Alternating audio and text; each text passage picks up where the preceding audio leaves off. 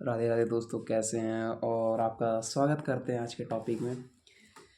Basically आज का topic यार ये है कि आप एसएससी एग्ज़ाम देने जा रहे हैं। एसएससी एग्ज़ाम एक ऐसा एग्ज़ाम होता है, बेसिकली ये 10+2 लेवल का होता है। मतलब 10th 12th में जो पास आउट हो रहे हैं बच्चे वो भी दे सकते हैं, 10th पास आउट हो रहे हैं वही बच्चे दे सकते हैं। बेसिकली CHSL और MTS जो 10th और 12th पास आउट बच्चे, 12th पास आउट बच्चे CHSL देते हैं और 10th पास आउट बच्चे MTS देते हैं। 12th पास आउट वाले बच्चे दो एग्ज़ाम दे सकते हैं, CHSL और आप MTS दे सकते हैं। और 10th जो पास आउट होते हैं वो हमारे MTS देते हैं। तो बेसिकली यही होता है, 10+2 लेवल का एग्ज़ाम होता है CHSL और MTS। इसके बाद में जो ग्रेजुएशन कर लेते हैं वो CGL देते हैं और बड़ी बड़ी पोस्ट के एग्ज़ाम देते रहते हैं। बट बेसिकली हम किस अप्रोच से चलें, तो देखो मेजॉरिटी में मैं यही बोलूँगा भाई ऑनलाइन रहो। ऑनलाइन में रहने का फ़ायदा बहुत है। देखो मानता बड़ी से बड़ी ऑनलाइन कोचिंग है, बेस्ट से बेस्ट कोचिंग है, वो भी बेस्ट है। लेकिन भाई देखो हर बच्चे का दिमाग जैसा नहीं होता। अब आपको 100 बच्चों के बीच में समझ आ जा रहा है तो इट्स ब्रिलियंट। तो भाई तब तो ऑनलाइन को आना भी नहीं चाहिए, आपको मॉक देने तो आना पड़ेगा, बिकॉज आपका एग्ज़ाम ही ऑनलाइन है तो आपको मॉक तो ऑनलाइन देना पड़ेगा। लेकिन बेसिकली मैं ये बात बताना चाह रहा हूँ कि अगर आप ये सोच रहे हो कि मैं ऑनलाइन आ रहा हूँ, ऑनलाइन आने के बाद फ़ायदा एक ये मिलेगा कि आप यार देखो अपने उन भीड़ से हटोगे, एक सेपरेट माहौल बनेगा आपका, ठीक। ऑफ़लाइन में ये फ़ायदा है। अब मैं आपको कुछ फ़ायदा बताता हूँ। ऑफ़लाइन में ये फ़ायदा है कि जहाँ आपने उस कोचिंग के अंदर एंट्री ली, आपका माइंड पहले से ही कॉम्पिटिटिव बन जाता है, प्री फ़ोकस हो जाता है। मतलब वहाँ कोई फ़ोकस लगाने की ज़बरदस्ती आपको लगाना नहीं है। वो माहौल ही ऐसा होता है, बच्चों के बीच में कॉम्पिटिटिव माहौल आता है, फ़ोकस अलग से बनता है, माइंड आपका मोटिवेट रहता है, कमिटेड रहता है उतने देर तक और कहीं फ़ोकस हटता नहीं है। ऑनलाइन में दिक्कत ये है कि आपको खुद अपने आप को मोटिवेट करना पड़ेगा, खुद फ़ोकस करना पड़ेगा, खुद डिसिप्लिन बनाना पड़ेगा कि मुझे अगर 6 दिन लगातार ऑनलाइन में पढ़ना है, यूट्यूब सेशन ले रहा हूँ मैं, तो वो 6 दिन लेना है।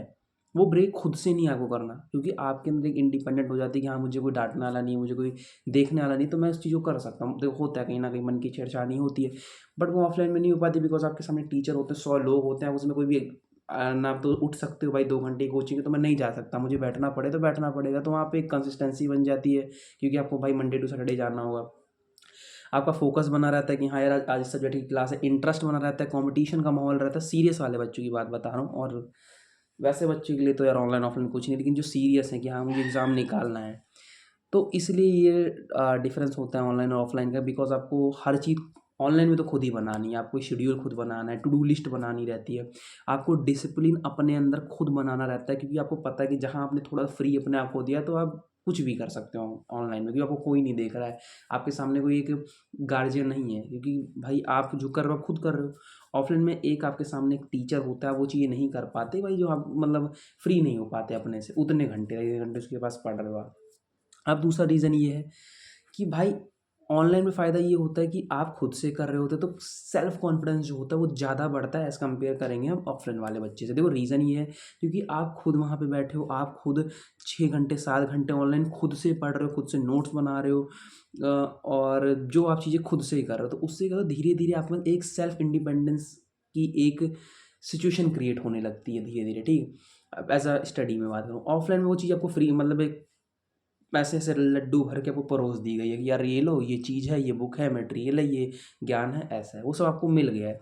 वहाँ मिलता नहीं, वो बनाना पड़ता है। अब ऐसी ऐसी बात नहीं, ब ऑनलाइन में बहुत सारे आपको मटेरियल मिल जाते हैं, लेकिन वो सब मटेरियल मिलने के बाद भी आपका काम एक घर पे, कुर्सी पे, एक टेबल पे खुद ही रहता है कि हाँ भाई मुझे ही सब कुछ करना है, मुझे भी क्लास अटेंड करने जानी है, मुझे ही सीरियस माहौल बनाना है कि उस क्लास की वैल्यू मुझे बनानी है। तो ये होता है। ऑनलाइन ऑफलाइन फ़ायदा क्या होता है कि जहाँ हमने पैसे लगा दिए होते हैं ऑफलाइन में, तो हम उसकी वैल्यू समझते हैं, उसकी इसलिए हम उसको रेगुलर जाते हैं वहाँ पे, और हम ये नहीं चाहते कि गैप हो। ऑनलाइन में हम पैसा लगाने का भी उसकी थोड़ी-सी वैल्यूएशन कम रखते हैं कि यार, क्योंकि आज की सोसाइटी में दिक्कत यही है कि हम सुनते हैं कि ऑनलाइन से क्या पढ़ोगे, लेकिन आप कॉम्पिटिटिव एग्ज़ाम में जा रहे हैं तो मैटर ये करता है कि आपकी सिचुएशन किसमें बेस्ट चलता है, दिमाग किसमें बेस्ट गेन करता है। अगर ऑनलाइन में आपको बेस्ट है, आप अकेले पढ़ने में बहुत ज़्यादा गेन कर पा रहे हो, तो आप ऑनलाइन ही पढ़ो, लोगों को कहने दो, क्योंकि उनको सिर्फ रिज़ल्ट देखना है, आपकी मेहनत नहीं देखनी। लेकिन आप चाहते हो कि नहीं सर, मैं उसमें नहीं बैठ पा रहा हूँ, ऑनलाइन नहीं एडजस्ट हो पा रहा है, तो ऑफ़लाइन जाइए, ठीक। हाँ, लेकिन सेल्फ स्टडी भी कर सकते हो, बट ऑनलाइन ऑफलाइन में भी मैंने यही अंतर बताया कि आपको चूज़ करना है कि भाई अगर मेरे पास फोकस है, पहले से कंसिस्टेंसी है, तो बच्चे तो ऑनलाइन ऑफलाइन दोनों में एडजस्ट कर सकता है। क्योंकि कोई कोई बच्चे ऐसे भी होते हैं जो कोचिंग भी पढ़ रहे होते हैं, ऑनलाइन भी किसी से पढ़ रहे होते हैं, वो दिक्कत है, वो बच्चे यहाँ पे नहीं चलेंगे। क्योंकि आप स्कूल लेवल एग्जाम नहीं दे रहे हो कि आपको ऑनलाइन ऑफलाइन की बैलेंस करना पड़ेगा, नहीं, आपको यहाँ पे एक चीज़ चूज़ करना पड़ेगा, या तो ऑनलाइन तो ऑनलाइन, ऑफलाइन तो ऑफलाइन, ठीक। तो बैलेंस नहीं करना, आपको एक चीज़ चुनना है, उसके हिसाब से चलना है।